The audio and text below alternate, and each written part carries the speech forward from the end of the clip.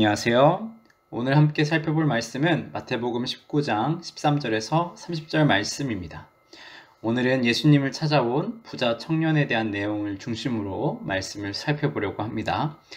먼저 오늘 예수님을 찾아온 이 청년을 봅시다. 이 청년은 어떤 사람이었을까요? 다른 복음서들의 기록과 함께 살펴보면 그는 부유했고, 두 번째로 젊었고, 그리고 세 번째로 관원이라는 신분을 갖고 있었습니다. 즉, 정리해보면 그는 어떤 사람이었습니까? 그는 젊은 나이에도 불구하고 참으로 부지런히 살았으며 많은 사람들의 인정을 받으며 관원의 자리까지 오른 사람이었던 것이죠. 이런 청년이 이제 예수님께 찾아와 질문하기 시작하는데요. 그 질문은 어땠나요? 한번 16절 같이 읽어보겠습니다. 시작. 어떤 사람이 주께 와서 이르되 선생님이여 내가 무슨 선한 일을 하여야 영생을 얻으리이까? 네, 놀랍게도 이 청년은 유능한 청년답게 영생을 믿고 영생에 관심을 갖는 것 같습니다. 그리고 이 청년이 지금까지 등장했던 바리새인과는 다르죠. 그들과는 달리 이 청년은 정말로 예수님께 무언가를 배우고 싶은 마음에 나왔습니다. 예수님을 공격하거나 어떤 악의적인 마음을 갖고 나온 것은 아닌 것 같습니다. 이 장면만 보았을 때 우리 마음에는 참 기특한 청년이네 라는 생각이 들 정도이죠. 그런데 예수님의 반응이 또 한 번 우리 예상을 빗나갑니다. 예수님은 어떻게 대답하나요? 오히려 조금 퉁명스럽게 이렇게 답하셨죠. 17절 또 한번 같이 읽어볼게요. 시작. 예수께서 이르시되 어찌하여 선한 이를 내게 묻느냐? 선한 이는 오직 한 분이시니라. 내가 생명에 들어가려면 계명들을 지키라. 아멘. 당혹스럽게도 예수님은 그가 왜 자신에게, 그러니까 예수님에게 선한 일을 묻냐고 오히려 되묻고 있습니다. 그러면서 선한 이는 오직 한 분 하나님뿐이라고 말씀하시며 믿음이 아니라 계명을 지키라 이렇게 또 말씀하십니다. 여기서 우리는 두 가지 의문이 생깁니다. 먼저는 예수님이 분명 선하신 하나님인데 왜 선한 분이라는 이 청년의 말에 의문을 던지고 마치 거부하는 듯한 말을 하셨을까요? 예수님이 선하지 않다는 뜻일까요? 그리고 다음으로 드는 또 의문인 왜 예수님은 여기서 이 청년에게 믿음이 아닌 계명을 지키라 라고 얘기하셨던 걸까요? 이 질문에 대해서 한번 답을 해보면서 오늘 말씀을 살펴보겠습니다. 먼저 첫 번째 의문에 대한 해답은 청년이 예수님을 부를 때 사용한 그 호칭에 있습니다. 그는 예수님을 그저 선생님이라고 불렀습니다. 말씀을 오늘 보시면 그렇게 써 있죠. 그런데 예수님은 이 호칭을 넘어 이 청년의 마음속에서 그가 예수님을 어떻게 생각하고 있는지를 보셨겠죠. 이 청년은 분명히 영생에 대한 관심은 있었습니다. 그것은 충분히 칭찬받아 마땅한 삶의 자세였죠. 그러나 문제가 있었습니다. 영생에 대한 관심은 있었지만 여전히 하나님에 대한 관심, 이 세상의 창조주이시자 우리를 구원으로 이끄시는 유일한 우리의 희망 되시는 하나님, 그분에 대한 관심이 부족했죠. 그러므로 그는 예수님조차도 그저 인간 중 한 사람, 도덕적으로 뛰어난 선생님 정도로 생각하고 다가온 것입니다. 또 그런 선생님, 그런 사람에게 이 청년은 선한 것, 그리고 영생에 대한 비밀을 묻고 있으니 예수님은 당연히 그의 생각이 잘못되었다. 너가 사람에게 그러한 가르침을 요구하는 것은 틀렸다. 너가 하나님에 대해서 조금 더 관심을 가져봐라 라는 의미로 얘기를 해줄 수 있는 것이죠. 나아가 예수님을 이어서 믿음이 아닌 계명을 강조하신 것도 같은 맥락입니다. 예수님은 이 청년의 관심이 오로지 어디에 있었다? 인간적인 행위에 있었다. 인간적인 행위에 치우쳐져 있었다라는 것을 알고 계셨습니다. 이 청년은 영생에 대한 관심은 있었지만 여전히 그 영생을 어떻게 얻을 수 있다 생각한 겁니까? 자신이 선한 행위를 하면, 자신이 사람들이 보기에 모두가 인정할 만큼 어떠한 계명을 잘 지키면 그런 영생을 얻을 수 있을 것이라 기대하고 있었던 것이죠. 예수님은 이 청년의 마음을 아시고 이 계명에 대해서 먼저 이야기하시는 겁니다. 그리고 이 청년이 구체적으로 어떤 계명을 지켜야 합니까? 예수님께 되묻는데요. 그러자 예수님은 특별히 10계명의 내용을 말씀해 주시죠. 그런데 이 내용을 잘 봐야 하는 게 예수님이 말씀하시는 계명은 전부 다를 얘기하지 않으셨고 하나님에 대해서 지켜야 하는 1에서 4계명을 생략하시고 바로 5계명 이후의 내용, 즉 이웃에게 지켜야 되는 내용들을 먼저 강조하고 있습니다. 왜 그랬을까요? 우선 예수님은 일단 하나님에 대해서는 이미 한번 강조하셨습니다. 17절에서 예수님은 선한 이는 오직 한 분이시다 라고 말씀하시면서 이는 사람이 아닌 하나님을 보라는 내용이라고 말씀드렸죠. 하지만 여기서 예수님이 이웃사랑을 강조한 더 큰 이유가 있죠. 더 큰 이유는 무엇일까요? 예수님이 보시기에 이 청년에게 가장 시급한 것이 있었다는 거죠. 가장 시급하고 필요했던 것 무엇이죠? 그 청년이 이웃을 사랑하는 것을 제대로 확실하게 그 본질적인 의미를 깨달아야 하는 것이었습니다. 이웃사랑에 대해서 다시 배워라 라는 거죠. 그러나 이 청년의 생각은 달랐던 것 같아요. 예수님과 다르게 그는 자신감이 넘쳤습니다. 스스로 이 계명들을 잘 지키고 있다고 생각했고 자신만만했죠. 그러나 예수님이 보시기에는 그랬습니까? 못했습니까? 그러지 못했습니다. 우선 이 청년의 자신만만한 대답을 우리 한 번 더 살펴봅시다. 청년은 예수님의 말에 아주 자신 있다는 얼굴로 이렇게 답했습니다. 20절 같이 읽어볼까요? 시작.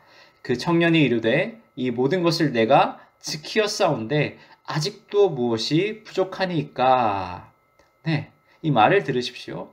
그는 예수님 제가 지키라는 계명 다 잘 지킨 것 같은데 뭘 더 해야지 되는 거죠? 라고 아주 당당하게 얘기합니다. 얼마나 자신감이 넘치면 이런 말을 할 수 있는 걸까요? 실제로 그는 참으로 인정받는 삶을 사는 사람이었을 겁니다. 그는 자신이 수많은 이웃에게 인정받고 있으며 신망받는 어떤 자리에 있었죠? 관료의 자리.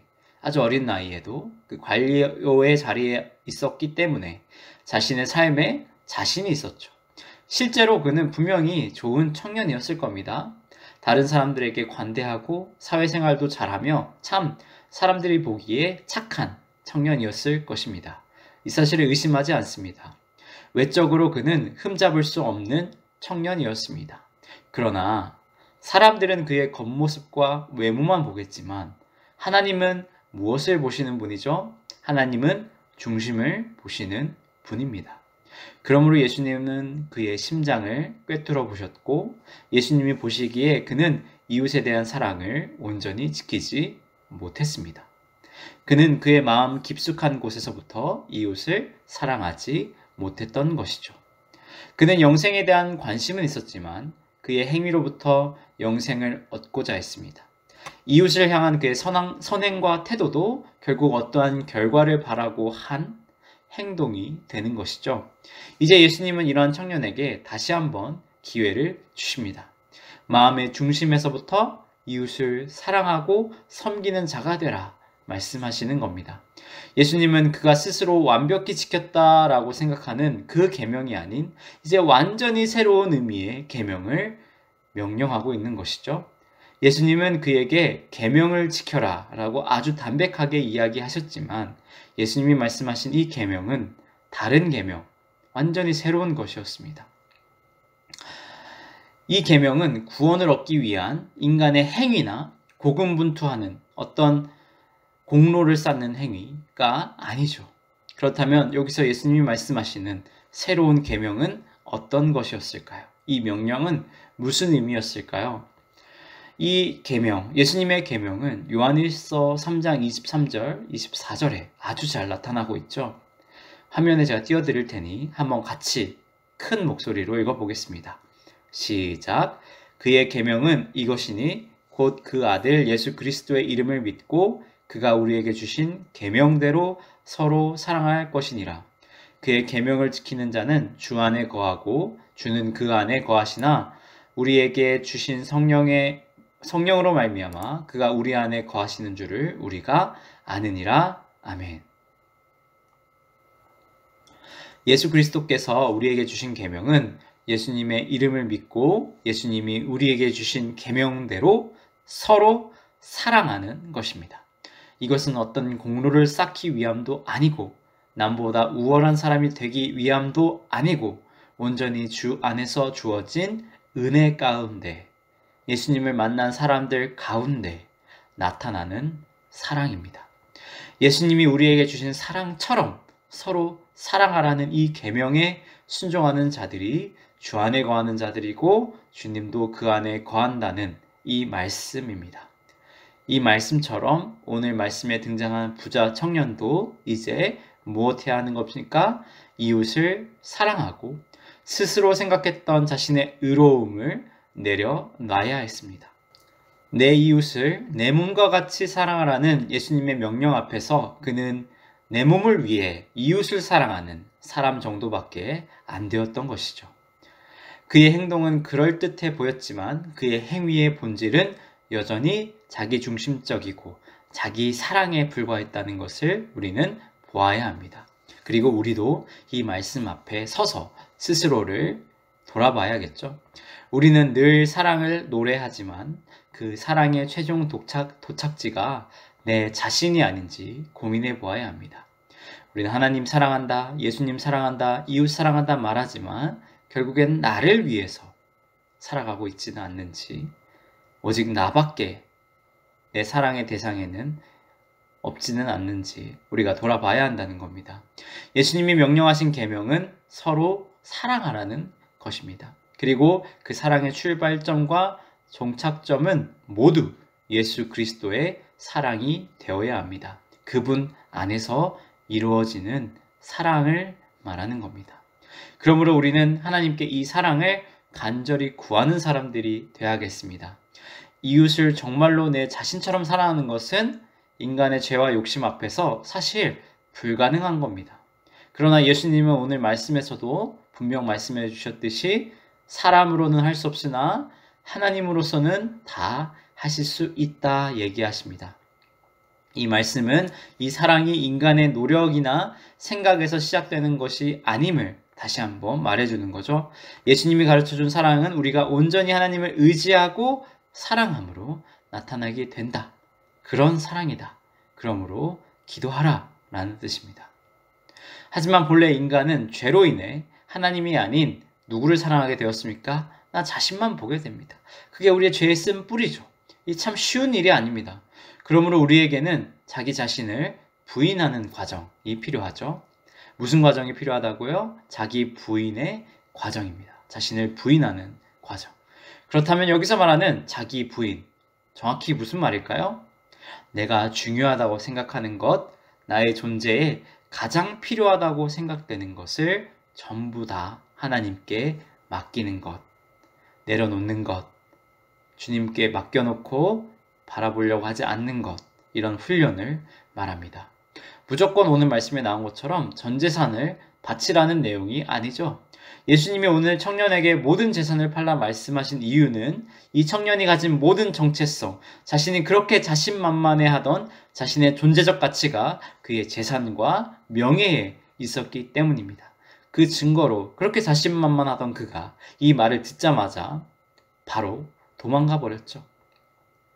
예수님은 그 모든 것을 포기해도 될 만큼 이웃을 사랑하고 있느냐라고 질문하고 있는 것입니다. 그렇다면 예수님은 왜 이토록 이웃에 대한 사랑을 지금 물어보고 있었던 것일까요? 왜냐하면 우리가 이웃을 우리 몸처럼 사랑할 때야말로 우리가 정말로 하나님을 사랑한다는 것의 증거가 되기 때문입니다. 이게 무슨 말일까요? 성도 여러분, 하나님은 하나님에 대한 사랑만큼이나 이웃에 대한 사랑을 강조하고 있음을 꼭 기억해야 합니다. 십계명도 하나님의 사랑으로 시작해서 이웃 사랑에 대한 내용으로 가고 있지 않습니까? 우리는 이 이웃 사랑을 묵상하며 오늘 하루를 시작하기를 원합니다. 하나님 나라는 혼자 가는 것도 아니고 혼자서 독점할 수 있는 것도 아닙니다. 하나님 나라는 공동체고 함께 하는 곳입니다. 하나님은 우리를 교회로 부르셨습니다. 내가 정말로 하나님을 사랑하고 예수님의 길을 잘 따라가고 있는지 궁금하지 않나요? 정말 그렇다면 내가 내 이웃을 어떻게 대하고 있는지 살펴보시면 됩니다. 내가 정말로 나랑 가장 가까운 이웃, 가족부터 교회 성도들, 세상 친구들에게 이르기까지 그들을 향한 사랑과 관심이 있는지, 그들을 향한 기도가 깨어 있는지, 영혼에 대한 관심이 내 마음속에 있는지를 돌아보면 우리는 우리의 사랑을, 하나님에 대한 사랑을 알 수가 있는 거죠.